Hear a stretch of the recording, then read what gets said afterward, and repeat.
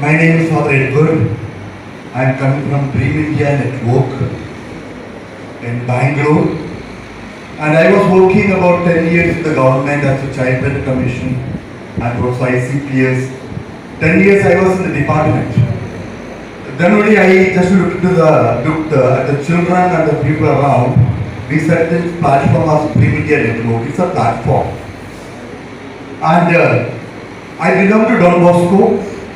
I hope you know Don Bosco. But this organization called Dream India Network is a dream.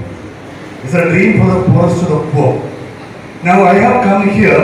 I'm very happy to be part of this entire program. We also have started our program here in Trichy, and our staff members are here, Nijo and the group. You know, for me personally, God has given me life, and for everybody, God has given about 100 years of life. Whether it is a Christian, Hindu or a Muslim, whatever the caste, we don't bother. We also don't bother if the government is going to sit on our head.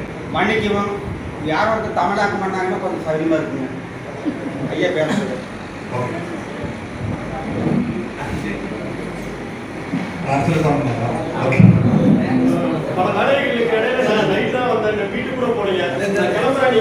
And what our responsibility is actually take care of the most needy people, like those who are mentally affected, maybe those who are in the homes, those who are unwanted people on the street. In Bangalore alone, actually, we have about 15,000 people on the street. நம்ம கடமை என்னவென்றால் mentally இல்லாத நபர்களை நம்ம பொறுப்பேற்றுக் கொள்ள வேண்டும் என்று நாங்கள் பெங்களூர்ல ஒரு நிறுவனமாக செயல்பட்டு கொண்டிருக்கிறோம். Actually, according to Supreme Court order in 2011, every lakh of population there should be a shelter. In Bangalore, we are supposed to have 84 shelter. In 2009, we are only 4 shelter. Actually, everybody was talking about unity strength. We had our NGO sector well organized. Now we have 48 shelter. Now we are supposed to have other 40 shelter. We are working with the government. 2011 supreme court வந்து shelter provide பண்ணியிருந்தாங்க. அந்த ஷெல்டர்ல ஒரு சிறிய 4 shelter மட்டும்தான் இருந்துச்சு. இப்போ அது விரிவாக்கம் அடைந்து 48 ஷெல்டராக உருவாக்கப்பட்டிருக்கிறது. I think what he has said is very clear. Let us be united. Let us have systems in place. I think nobody will touch us. And the government, they also have their responsibility. The government officials, they cannot talk whatever they want, because we are also, a non-governmental organization is equal to the government system. We are not a parallel system, but we are supporting the government. So what I would like to tell you is that we will stand as a group in Tamil Nadu. We will make sure that NGOs and organizations are taken seriously, support the small organizations, and make sure that every human being who is on the street, every human being whose rights are being violated, we will take care of them. And whatever religion that we are belonging to doesn't matter. The God who created us equally will make sure that we will take care of every human being whose rights are being violated. Whatever help from my side, 100% I will do.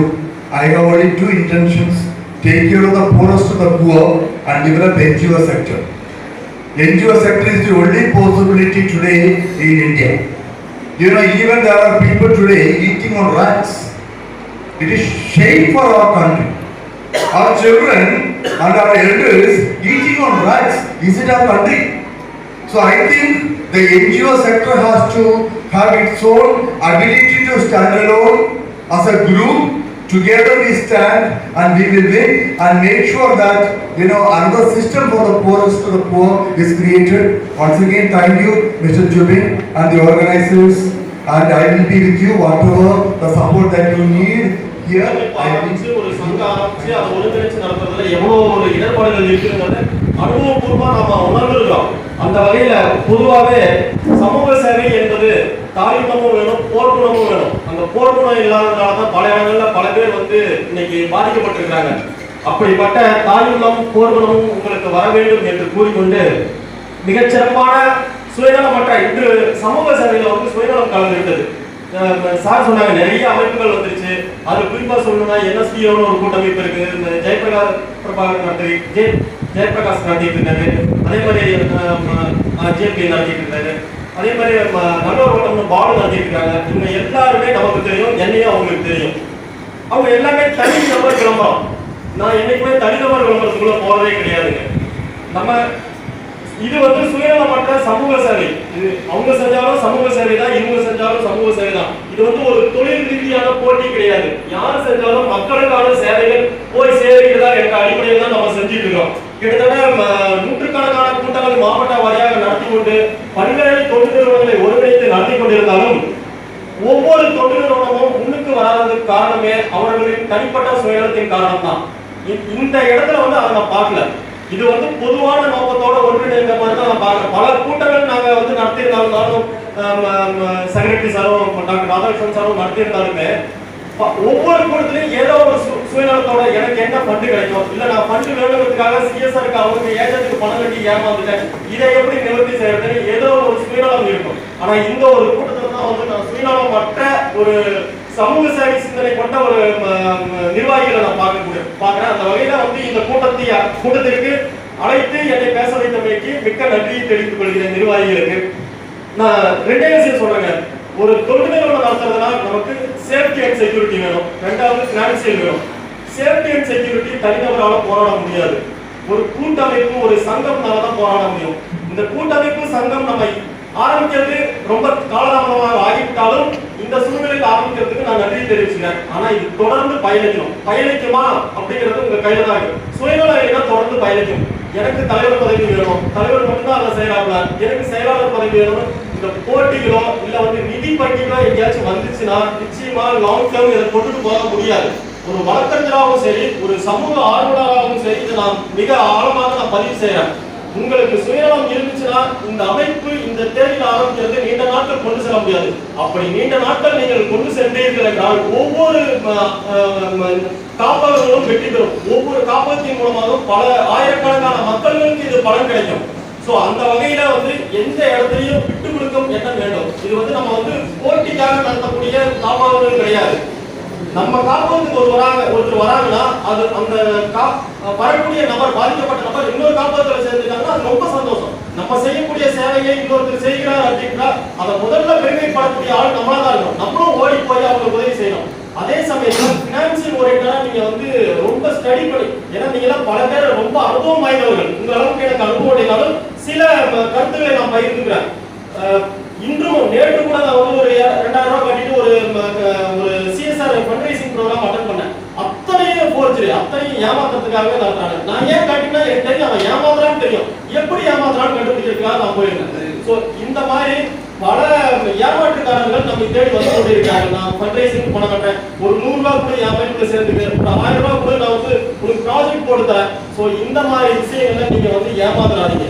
நிதிங்கிறது முக்கியம் தான், ஆனா அந்த நிதியை எப்படி முறைப்படி கொண்டுட்டு வர வேண்டும் அப்படிங்கறதுல தெளிவா இருக்கு. ரெண்டே வகையில தான் நமக்கு இன்னைக்கு நிதி வருது. ஒண்ணு CSR மூலமா பெரிய கார்ப்பரேட் கம்பெனி உதவி பண்றாங்க, இல்லைன்னா ஓன் ஃபண்ட் போட்டு சில பேர் பண்றீங்க, இல்லைன்னா கவர்மெண்ட் ஃபண்ட் கொடுக்கலாம். நான் கவர்மெண்ட் ஃபண்டை கொடுத்துட்டு அதுக்கு பல மடங்கு செலவுகளை வைக்கிறாங்க. ஸோ லைசன்ஸ் இதுல மிகப்பெரிய கொடுமையா நீங்க எல்லாமே ஹோம் நடத்துறீங்க. தொண்டு நிறுவனங்களின் ஒரு அங்கம் தான் ஹோம். ஆனா இதுதான் மிக முக்கிய அங்கம். இது போல வந்து நாட்டுல வந்து லஞ்சம் ஊழல் பெருக்கெடுத்துச்சு. அது சம்பந்தமாக நாங்க நிறைய ரேலி பண்றோம். அதே மாதிரி வந்து இப்ப நெக்ஸ்ட் மந்த் கூட நம்ம டிசாஸ்டர் கமிட்டியை தமிழ்நாடு ஃபுல்லா 3000 வாலண்டியர்ஸ் ஒருங்கிணைத்து மத்திய அரசுல வந்து எப்படி பேரிடர் மீட்பு குழு இருக்கு, மாநில அரசுல பேரிடர் மீட்பு குழு இருக்குங்கிற மாதிரி தமிழ்நாடு தொண்டு நிறுவனங்கள் கூட்டமைப்பு சார்பாக ஒவ்வொரு மாவட்டத்திற்கும் 100 பேர் கொண்ட ஒரு குழு, பேரிடர் மீட்பு குழு இருக்கணும். மொத்தம் 3000 பேர் கொண்ட ஒரு பேரிடர் மீட்பு குழு எந்த ஒரு எமர்ஜென்சிலையும் போய் நம்ம அட்டன் பண்ணுவோம். இந்த மாதிரி ஒரு கிளைகள் நம்ம ஆரம்பிச்சிருக்கோம். அதன் ஒரு அங்கம் தான் வந்து ஒரு ஹோமாவும் நீங்க செயல்படுத்திட்டு இருக்கீங்க.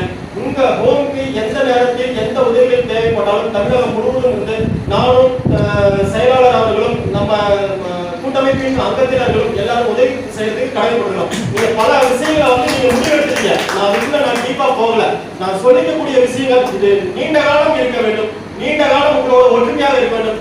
சார் வந்து சொல்லியிருந்தாங்க வருஷத்துல 4 மீட்டிங் கட்டாயம் நடக்க வேண்டும். வருஷத்துல 4 மீட்டிங் நீங்க போடணும். அட்டெண்டன்ஸ் 100% இருக்கணும். உங்க ஒவ்வொருத்தரோட கருத்துக்களையும் நீங்க பகிர்ந்துக்கணும். ஒருத்தர் மேல ஒரு குறை சொன்னாலும் அதை ஏற்றுக்கொள்ளணும். அது குறையா நிறையாங்கிறது அத்தனை பேர் சேர்த்து முடிவு பண்ணணும். இது வந்து ஒரு தனிநபருக்கான விஷயம் கிடையாது. இது வந்து ஒரு சமூகத்துக்கான விஷயம். அந்த சமூகம் முன்னேற வேண்டும். நாங்க வந்து பல விஷயங்கள் இந்த சமூகத்துக்கு பாடுபட்டு இருக்கிறோம். நீங்க பாதிக்கப்பட்டவர்களை கொண்டு வந்து மீட்டு அவர்களை வாழ வைக்க வேண்டும் என்று பாடுபட்டுக் கொண்டிருக்கிறீர்கள். இதை தாண்டி சமூகத்தில் வந்து லஞ்சம் ஊழல் தலைவிரித்தாடுகிறது. அதற்கு எதிராக நாங்கள் குரல் கொடுத்திருக்கிறோம். இதை தாண்டி இப்போ கூட கள்ளக்குறிச்சியில பல ஆயிரக்கணக்கான பேர் வந்து பல நூற்றுக்கணக்கான பேர் போதை கலாச்சாரம் சாப்பிட்டு இறந்திருக்காங்க. சோ போதைங்கிறது ஒரு மிகப்பெரிய சமூக பிரச்சனையா மாறிடுச்சு. அதற்காக நம்ம போராட வேண்டிய கட்டாயத்தில் இருக்கிறோம்.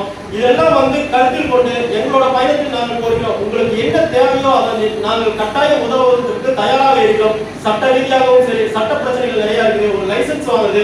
இப்போ வந்து நீங்க வந்து ஒரு இடத்துல ஒரு நபருக்கு பிரச்சனைனா அந்த ஒரு நபர் அந்த பிரச்சனையை கையாளுவார் என்று நினைத்தால் நாளைக்கு உங்களுக்கு உதவி செய்வதற்கு யாரும் வரமாட்டார்கள். ஒரு நபருக்கு பிரச்சனை ஏற்படும்போது ஒட்டுமொத்தமா போய் நின்னீங்கன்னா ஒரு லெட்டர் பேட் கிரியேட் ஆகும். அந்த லெட்டர் பேட் கொடுத்தீங்கனால அடுத்து வந்து அரசாங்கம் பயப்படும். சங்கத்துல இருந்து வந்தாங்கன்னா 100 பேர் 500 பேர் வருவாங்க. நம்ம ஒரு நபர் வரும்போதே நம்ம வந்து அதை செஞ்சு முடிச்சிடலாம். நம்ம வந்து இந்த சங்கத்துல இருந்து லஞ்சம் ஊழல் எதிர்பார்க்க முடியாது, எதிர்பார்க்க கூடாதுன்னு சொல்லி அவர்களுக்கு ஒரு உணர்வை ஏற்படுத்தணும். இது ஒரு நபருக்கு பிரச்சனை ஏற்படும்போது நீங்க ஒட்டுமொத்தமா திரண்டு நின்றுங்க. நானும் கலந்துக்கிறேன். என் சார்பா வழக்கறிஞர் சட்ட ஆலோசனை தேவைப்பட்டால் வழக்கறிஞர்களை கூட்டிட்டு வரோம். எங்களுக்கு தேவையான எந்த வித நாங்க அத்தனை பேர் ஐயா கூட சொல்லுவோம். பல நேரங்கள் எங்க கூட்டமைப்புல வந்து சந்தா நிதி வாங்கணும்னு சொன்ன ₹1 பணம் வாங்கிட்டோம்னாலே நம்ம வந்து அவங்களுக்கு பதில் சொல்றதுக்கு கடமைப்பட்டிருக்கிறோம். சோ எந்த இடத்துல பணம் கையாளுகிறதோ அந்த இடத்துல பிரச்சனைகள் வரும். உங்க சங்கத்துல பணம் கையாளாத அளவுக்கு ஹேண்டில் பண்ணாத அளவுக்கு பாத்துக்கங்க. பணத்தை ஹேண்டில் பண்ணாதீங்க. பணம் இருந்துச்சுன்னா பிரச்சனை வரும். நீங்க கூடி பிரியக்கூடிய ஒரு நல்ல கூட்டமாக இருக்க வேண்டும். நீண்ட காலம் இது தொடர்ந்து பயணிக்க வேண்டும் என்று கேட்டுக்கொண்டு வேற எந்த உதவிகள் தேவைப்பட்டாலும் என்னை தொடர்பு கொள்ளலாம் என்று